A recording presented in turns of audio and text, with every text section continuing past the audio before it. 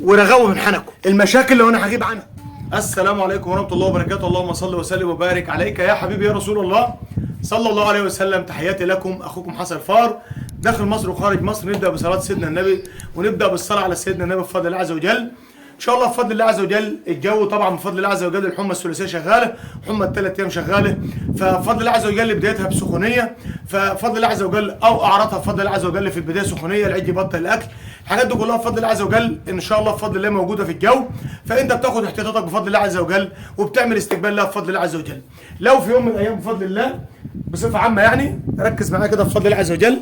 العجول دي طبعا هشيشهم جراد ايه امبارح. العج ده بفضل الله عز وجل حنكه مفيش اي رياله. بص العج الثاني ده بقى بفضل الله، بص العج الثاني ده كده بسم الله الرحمن الرحيم. العج الثاني ده طبعا ايه منزل رياله اهيت خفيفه تمام ورغوه من حنكه. دي بدايه بقى ايه بدايه الايه المشاكل اللي انا هجيب عنها.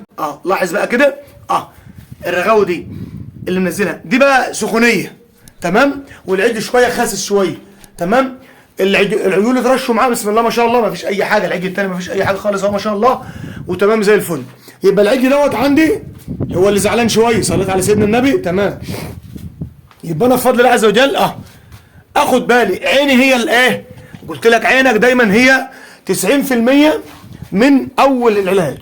فيبقى انا بفضل الله عز وجل هبدا اشتغل على العج بتاعي دوت، العج اللي هو زعلان ده، العج اللي هو عنده بدايه زعل، هبدا اشتغل معاه. هلحقه في الاول واحده بواحده، هلحق نفسي بدري هبدا اشتغل معاه. طبعا العجول دي كانت دايما في الضله، دايما موجوده في الضله بصفه عامه. وبعدين انا برش الجراد فبطلعهم في الشمس في عز الظهريه، فما ياخدوا لهم ساعه في الشمس الحر الجامد مع الحراره مع الرش بيأثر عليهم شويه.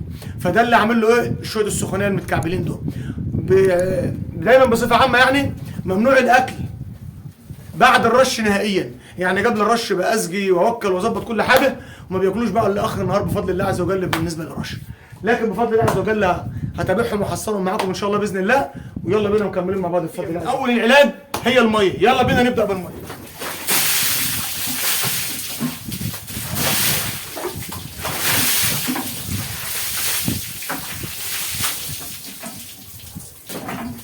يبقى انا اول حاجه بفضل الله عز وجل الميه بفضل الله، ميه ساقعه ببدا اشتغل على دماغ العجل، على دماغ العجل. عشان كده انا بطلع في الطواله عشان اكب من فوق عشان ما بلش العلف لو هعلف مكان الطواله ان شاء الله. وربنا يبارك لك. مكملين مع بعض ان شاء الله.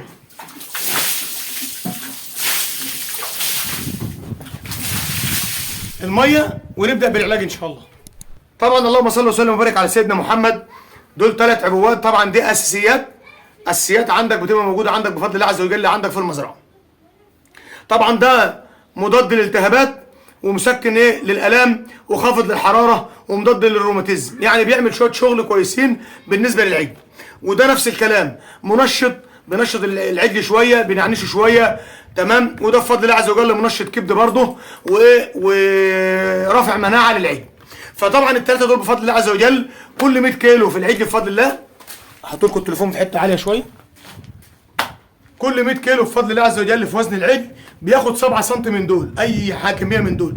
يعني انا عندي عجل 100 كيلو بديله 7 سم، عندي عجل 150 200 كيلو 300 كيلو، كل 100 كيلو في وزن العجل بتديله 7 سم بفضل الله عز وجل معاك ان شاء الله باذن رب العالمين. يبقى كل 100 كيلو انت بتجيب شويه حاجات كده زي دول، حاجه منشط، حاجه لرفع مناعه، حاجه للسخونيه خفض حراره للسخونيه، حاجه مضاد للالتهابات، حاجه فيتامينات، كلها بتديها له. العجل بيبدا يتنعوش معاك وبتلحق نفسك بدري ان شاء الله. ربنا يبارك لكل واحد. ويلا نكمل مع بعض بفضل الله.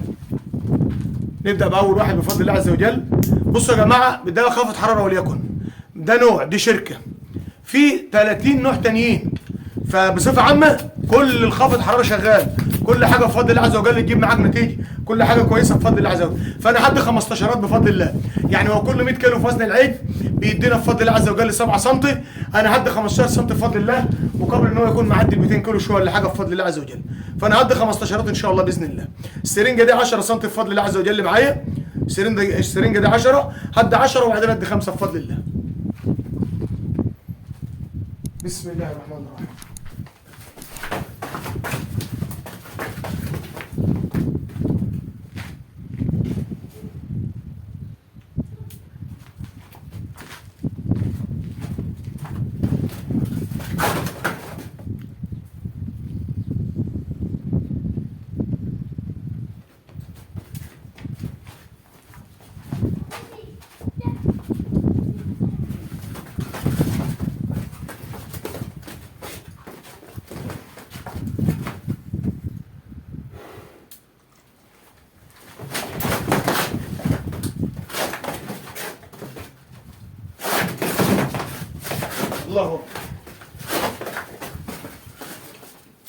وده بفضل الله عز وجل رفع مناعه بفضل الله كويس. نديله بفضل الله عز وجل برضه ايه 15 سم ان شاء الله.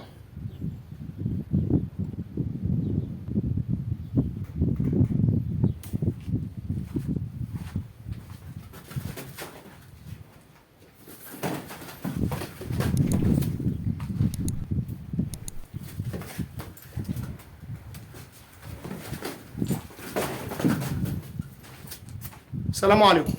طب بالنسبه يا عم حسن للجزء العجول التانيين اللي هم كويسين، هديلهم منشط كبد يعني ورافع مناعه، يعني حاجه مضاده حيوي كويسه برضه تساعد العجل وتشغل العجل معاه بفضل الله عز وجل في الاكل او الشرب بتاعه بفضل الله عز وجل، هيدرج معاه بحيث العجل لو في اي حاجه يبقى انا رفعت مناعه العجل اللي هو السليم ان هو يقاوم لو في اي حاجه من نفس العجل اللي فرح منه بفضل الله، بحكم ان هو ما فيش عنده بفضل الله عز وجل غير السخونيه بس، برضه نفس العمل بفضل الله.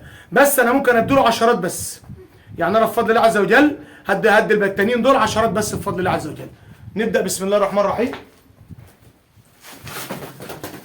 توكلنا على الله، ده خد 10 اهو بفضل الله من نفس دي، هديله 10 بفضل الله عز وجل من منشط الكبد ورافع المناعه. 10 برضه ثانيين بفضل الله. بسم الله الرحمن الرحيم. كذلك بفضل الله عز وجل هدي العيد التاني نفس العمل بفضل الله. بتبقى حاجات بسيطه، ازازه ب 100 ب 150 جنيه انت بتحطها عندك فيها 100 سم بتشتغل منها، بتبقى الف ب عندك في المزرعه. الحاجه اللي بتلحق بيها عجولك في الاول، بسم الله الرحمن الرحيم. حاجه بسيطه بتلحق بيها عجولك، حاجه بسيطه بتلحق بيها القطيع اللي عندك بفضل الله. فربنا يبارك لك يا رب ان شاء الله ويكفيك شر المرض، وهو يمون الشهرين الصيف دول بفضل الله عز وجل. وبصفه عامه دايما التسمين او الثروه الحيوانيه او الروح دايما بنتعامل معاها برضه بحرص بفضل الله عز وجل. بسم الله، الله اكبر الله اكبر. لف براحتك وصلي على النبي. صلي على سيدنا النبي.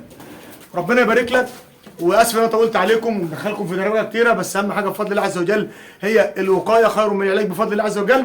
زي ما احنا ماشيين بفضل الله عز وجل، جهزنا عنبرنا، جهزنا مكاننا، جهزنا دنيتنا. عندك عيدي، عندك 2، عندك 3 لسه بتبدا، اسعى واجتهد واشتغل وتوكل على الله واعزم، والله عز وجل هيرضيك بفضل الله عز وجل، والله عز وجل هيبارك لك وان شاء الله هتنجح. انت بتتعامل مع روح خرصه، روح ما بتفهمش اي حاجه، روح ما تعرفش اي حاجه، كون اللي هي اللي تعرفه اللي قدامها بتاكله، وهي لو تعبت انت لازم تبقى معاها اول باول بفضل الله عز وجل. انا استنيت لما عملت الارضيه بتاعتي، عشان انا ممكن كنت رشيت جراد والارض طين والارض سبخ، مش هبدا اعالج. طبعا دي المزرعه الجديده والمكان الجديد، هنا المكان الثاني، فبنبدا نجهز بفضل الله عز وجل، ومن نجاح لنجاح دايما يا رب، واحنا مع بعض بفضل الله عز وجل. وان شاء الله باذن الله ان الايام اللي جايه تكون ايام خير عليكم، وان شاء الله بفضل الله عز وجل ربنا يبارك لكم. ولو عندك عجل بفضل الله عز وجل ابدا واشتغل وسعيه وخلي بالك منه، وتابعه بفضل الله عز وجل في اكله، ما تزنقش عليه الاكل دايما في الشتاء في فتره الصيف دي. وان شاء الله هنتابع مع بعض كل يوم مع بعض بفضل الله هنتابع مع بعض ان شاء الله بفضل الله عز وجل، وكل يوم جديد مع بعض ان شاء الله باذن الله. واسف ان انا طولت عليكم. لو انت اول مره بتشوف اخوكم حسن الفار، ادعي لنا بصلاه سيدنا النبي واشترك عندنا واعمل لنا لايك. تحياتي لكم اخوكم حسن الفار، والسلام عليكم ورحمه الله وبركاته.